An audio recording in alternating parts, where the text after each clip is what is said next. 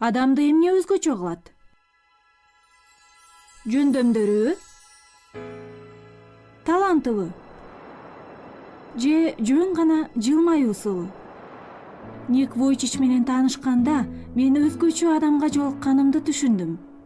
Ал мага өзүнүн укмуштай таң каларлык окуясын айтып бергенде, колу буту жок адамды Кудай өз колу жана буту катары колдоноорун билдим.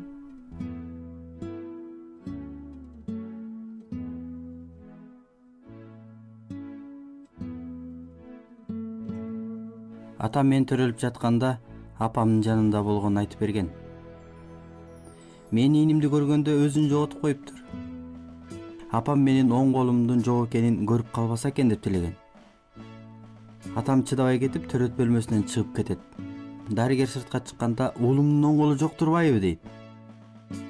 Дарыгер жок, сиздин балаңыздын колдору гана эмес, буттары да жок экен дейт. Атам буга ишене албай эстен таанып кала жаздаган. Сыйын үйүнө барган адамдардын баары катуу кайгырып, жыйын жетекчисине эмне үчүн Кудай ошондой уул берип койду деп сурап жатышты. Апам башында мени колуна алгысы келбей, эмизгиси келбептир. Башкы 4 айда ал мага таптакыр күнө албай кыйналыптыр. Ата-энем Кудайга таа кетирбегенин, аларды жана мени унутуп койбогонун түшүнүү үчүн бир топ убакыт керек болуптур. Никтин ата-энеси уулунун майып болуп төрөлүп калганы үчүн болгон коркунучтарын, көңүл калууларын Кудайга тапшырышты. Алар Кудайга таянууну чечишти.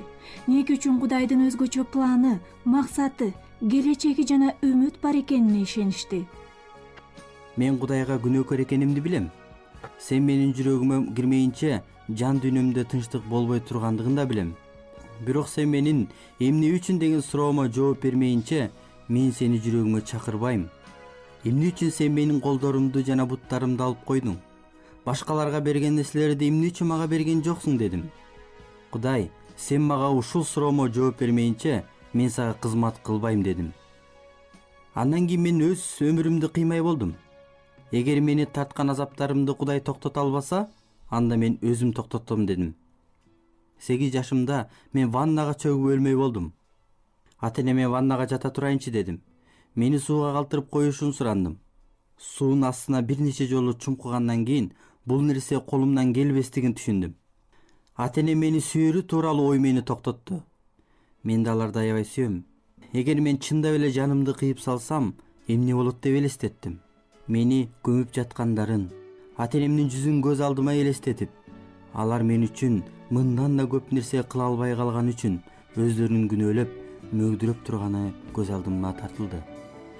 Менде тандоо мүмкүнчүлүгү бар экенин түшүндүм. Менде жок нерселер үчүн Кудайга ачуулануу же бар нерселер үчүн ыраазы болуу. Ошондо апам айтты: "Ник, Кудай сени колдонот. Билбейм качан же кайда, бирок ал сени сөзсүз түрдө колдонот." Анын бул сөздөрү менин жүрөгүмө себилген үрөөөндөй болуп, күн санап өсүп жатты. Ошондо мен 6 санын аман, толук болуп туруп, бирок руханий жактан өзүмдү кем сезсем, колу бутум бар болгону пайдасыз экенин түшүндүм. Кудай менин жашоо кырдаалымды өзгөртпөй туруп эле, башкача айтканда, колу бутум жок болсо да, мени айыктырып кое аларын билдим. 15 жашымда жашоомду Ыйса Машаякка бердим. Жакандын жакшы кабары 9-бөлүмдү окудум. Ал жакта сокур болуп төрөлгөн адам тууралуу айтылат. Ыйсадан бул адам эмне үчүн сокур болуп төрөлдү деп сурашат. Ыйса анын жашоосунда Кудайдын кудурети көрсөтүлүш үчүн ушундай болду деп жооп берди. Ал эми Тимотейге жазылган 2-катта ыйык жазуунун баардыгы Кудайдын рухунун жетеги менен жазылган деп айтылат. Демек, мага өмүрдө мен Кудай өзү үйлөп, ишеним тартуулады. Ушул сөздөрдү окугандан кийин мен ишенимге толуп, жан дүйнөм тынчтанды. Ошондо Кудай менин суроомо жооп бергенин сездим. Ал кандай суроо эле? Жана Кудай ага эмне деп жооп берди? Эмне үчүн деген суроо болчу. Кудай, сен эмне үчүн мени ушундай кылып жаратып койдуң? Жоо болсо мындай болду. Сен мага ишенесиңби? Ооба, Кудай менин суроомо суроо менен жооп берди. Эгер бул суроого ооба деп жооп берсең, калганы маанилүү эмес. Мен мындан артык эч нерсе биле албастыгым, мындан башка мени эч нерсе сорото албастыгын билүү түрткү болду. Менин колдорум менен буттарым сорото албастыгын түшүндүм. Мен бир гана чындыкты билишим керек болду. Мен киммин? Бул жерге эмне үчүн келдим? Бул жерде болбой калгандан кийин кайда болом? Мен бул чындыкты Иса Машаяктан башка эч кимден таба албадым. Иса Машаяктан гана таптым. Мен колу буту жок майыпмын. Мен Кудайдын баласымын. Менин бардык күнөөлөрүм кечирилди. Мен падышалардын падышасынын, Теңирдин элчисимин. Мен кудуреттүү Кудайдын кулумун. Кептин баары Никте, Никтин жөндөмдүүлүктөрүндө, Никтин күчүндө эмес. Мен эч ким эмесмин. Мен чынында эч ким эмесмин. Бирок менде Кудай жашайт. Мен эми анын күчү менен жашайм. Ыйсанын бардык жеңиштери менин жеңиштерим. Эгерде Кудай силер үчүн керемет кылбаса, анда силер башкалардын куткарылып калышы үчүн Кудайдын керемети болушуңар керек. Мен 8 жашымда Кудайдан кол жана бут сурап сыйынганда, ал мага бут жана кол бербеген үчүн ыраазымын. Эмне үчүн? Анткени менин колу бутум жок болгон үчүн ал мени дүйнө жүзүндө колдонууда. Акыркы 7 жылда менин жашоом тууралуу уккан 200 000 адам Иса Машаякка ишенип калды. Мен өзүмчө ойлонуп калам. Ник, сен эмне тандайт элең? Сен ушулардын баардыгын кол бутка алмашат белең? Жок, мен Кудайдын эркин аткаргым келет. Мен бул жерде убактылуу жашоомдо колу бутум жок жашаганым жакшы.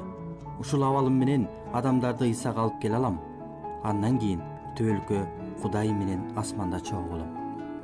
Акыркы 10 жылдан Ник 24 өлкөдө болуп, 3 миллиондон ашык адамга өзү тууралуу айтып берди. Ал аянтта чогулган миңдеген адамдарга кайрылабы же бир эле адамгабы, ал эң негизгисин айтып калууга ашыгат. Кудай сизди сүйөт.